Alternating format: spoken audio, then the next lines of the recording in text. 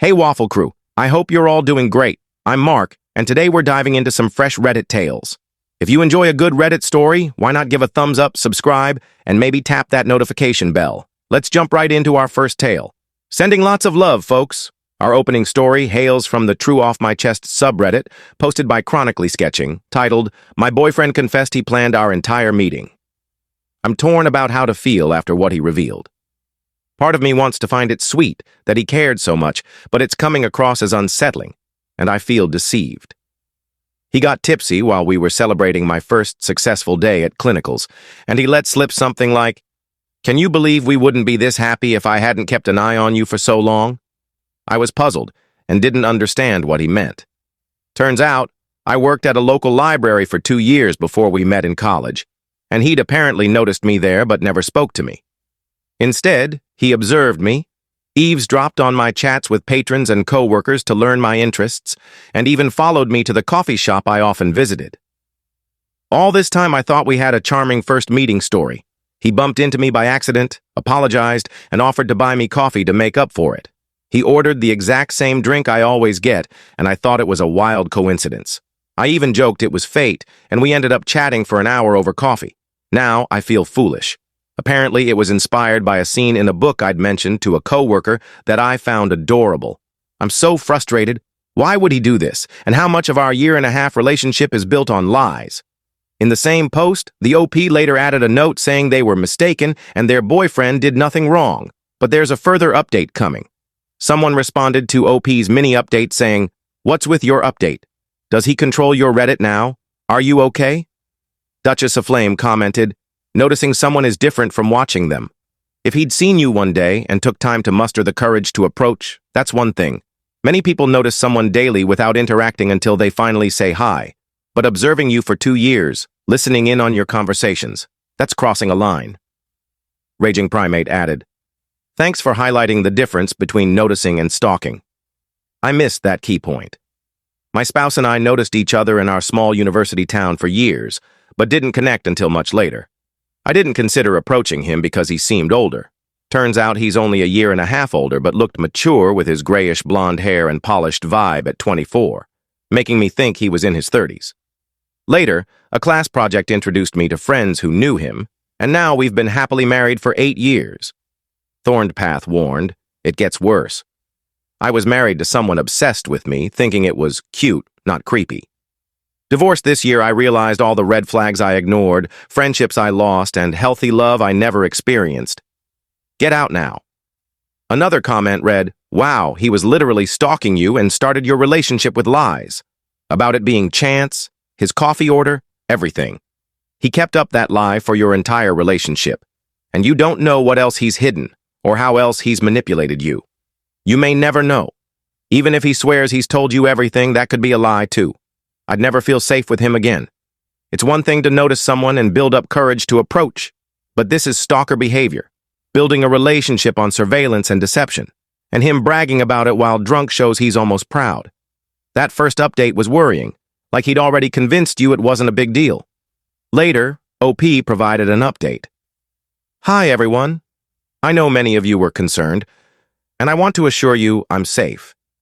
Things have spiraled, but I'm okay right now. No, I didn't write that last update. My boyfriend went through my phone while I was showering, trying to figure out how to address this, and he edited my post. He then yelled at me while I was still in the shower for sharing it online and calling him creepy, while also guilt-tripping me, saying it was romantic because he loved me. He read some comments aloud to me. I barely got out of the shower, but I managed to get dressed while he was screaming. What terrified me was him listing horrific things he could have done to me. I won't repeat them here as they're too gruesome and likely against rules. He said he didn't do them because he's such a nice guy. The way he described them made me think he'd seriously considered them.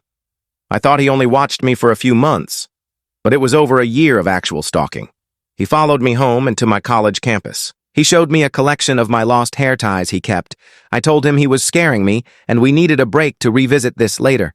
He punched a hole in the wall near my head. I said I was leaving because that's unacceptable.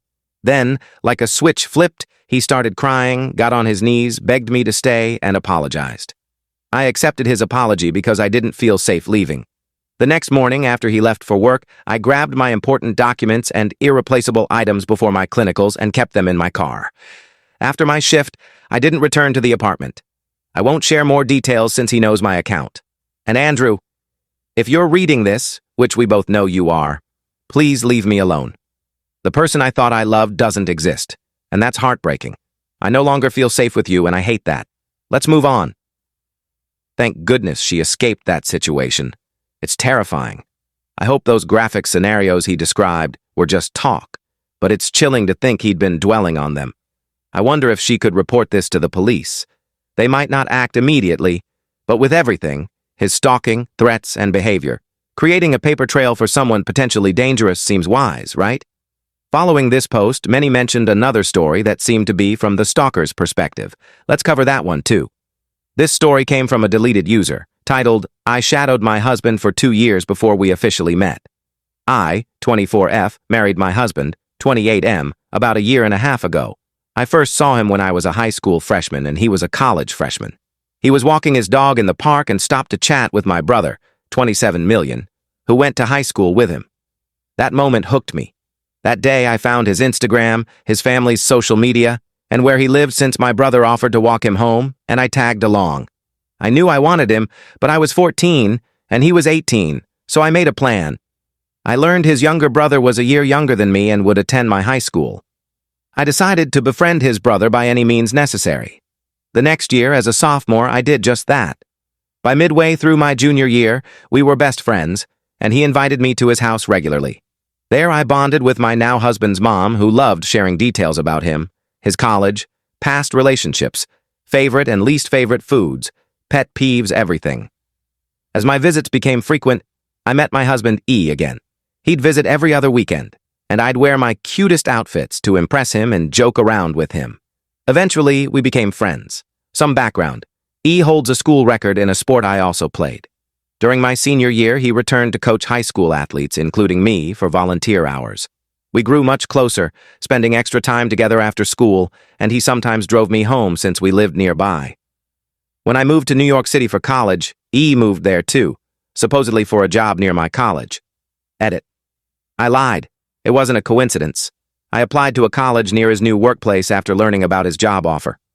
As each other's only friends in a new state, we grew incredibly close. We started dating near the end of my freshman year. He proposed after I graduated and we married a year ago. He knows nothing about how well I knew him and believes fate brought us together through his brother. Lately, I've been debating telling him or his brother the truth, that I befriended his brother solely to get closer to him.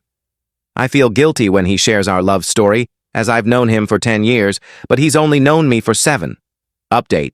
A reply suggested keeping it secret for my sake, but telling him for his. I agree. He deserves to know who he married. I'll tell him this Tuesday, his day off.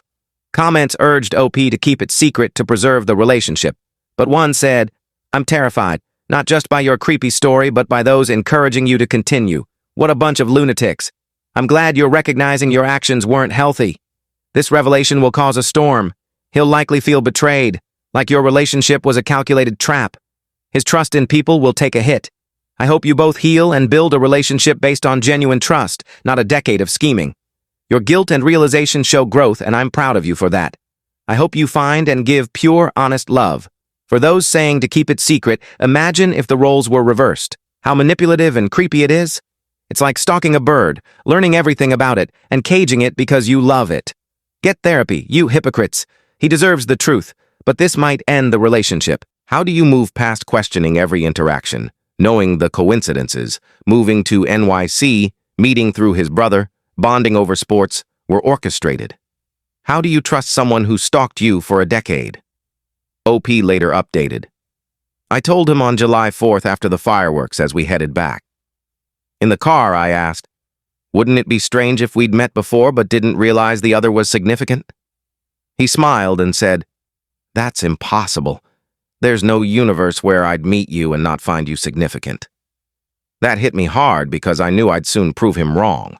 I pressed on, saying, what if we had met before I was introduced as your brother's friend? He looked at me like I was nuts. I pulled over, showed him my Reddit post explaining everything. It took him 8 minutes to read. When he finished, he stared ahead, shocked, scared, and confused. I apologized and made excuses for 15 minutes until he stopped me. He sobbed for 10 minutes, then asked how much of our relationship and my identity was tailored to his preferences. I swore only our meeting was fabricated. My personality was genuine, except I lied about liking Chinese food, which I had my friendship with his brother, though started with ulterior motives, is now genuine. He cried, said he didn't want a divorce but needed time apart to process, and asked me to tell his brother and mom the truth that Friday. We drove home in silence. At home, he hugged me, cried for 5 minutes, packed, and said he'd stay at a nearby hotel. He texted me goodnight and, "I love you" from there, so maybe he's more hurt than angry. A second update followed. This morning I learned he lied about the hotel and not wanting a divorce. He went to his family's home, told them everything, probably embellished to make me seem unhinged. His family wants nothing to do with me, calling me a psycho. He admitted he lied about the hotel to avoid me stopping him.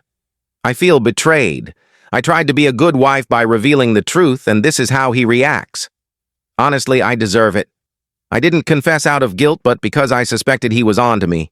Having found my old phone in his work desk with screenshots of his old Instagram posts and plans about him in my notes app. If he can't accept my honest confession, maybe he never truly loved me. I might update in a few years when I find a new husband, LOL. That update is chilling. No remorse, just frustration that he told his family, likely out of fear. She confessed not from guilt, but because she thought he was catching on. The line about finding a new husband is terrifying, suggesting she might repeat this behavior. I hope she seeks help to break this cycle, as it seems normal to her. What do you all think? Share your thoughts below. Now, on to our next story from the Am I the Asshole subreddit, posted by Loser Asana, titled, AIT for secretly selling alcohol at my dry wedding to offset costs? I, 27F, recently married my husband, 29M, and we had a big wedding with about 300 guests. Gorgeous. A total dream. But here's the catch.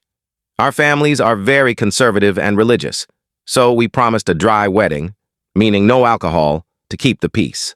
Weddings are pricey, and we were covering most costs ourselves. I saw a chance and took it. I hired a licensed bartender friend to run a hidden VIP bar at the venue, a large event hall with a garden and private rooms. I tipped off about 75 of our younger friends and cooler cousins, charging for drinks, $5 for beers, $8 for cocktails.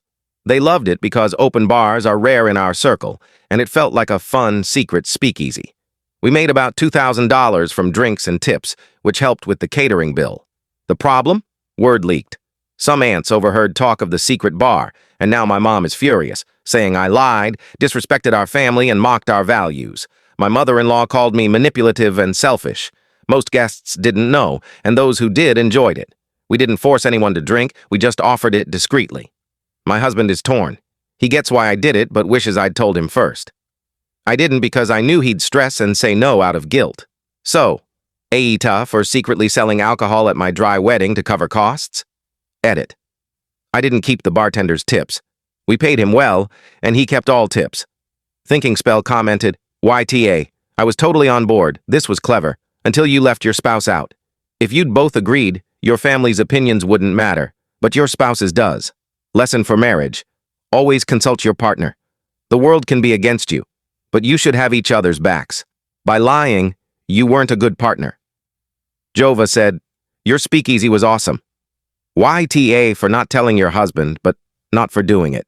You're a team and it was both your wedding, your life, your values. No one should control you. You're a grown married woman. Stand up to your family. Your husband should too. It won't get easier with a house or kids. Gopher Stokes added, YTA, and I'm shocked you're asking. You lied to your family and husband and exploited your guests. Weddings are costly, but guests already spend on gifts. It's your job to plan a wedding you can afford, not fleece friends to cover costs. Most comments called OP the asshole, especially for not telling her husband. What do you think? Drop your thoughts below. A huge thanks for joining me today, engaging with these stories and showing your support. Your time, likes, and shares mean the world to this channel, and I can't thank you enough. Hopefully I'll see you in the next one. Take care and much love.